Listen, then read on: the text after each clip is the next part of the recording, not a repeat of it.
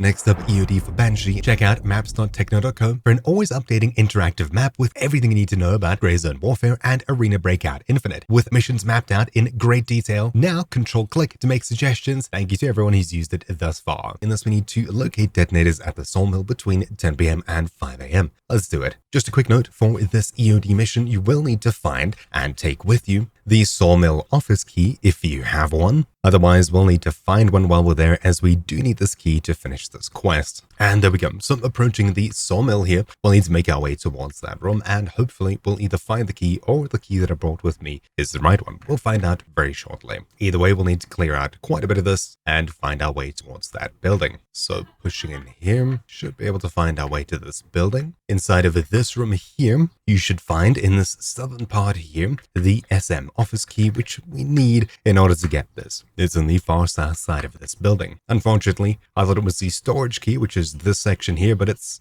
the other side. I have half an hour in game to find the key that I'm looking for and get in there. Otherwise, well, it's a while to wait. Nope, I don't think we'll be doing it today.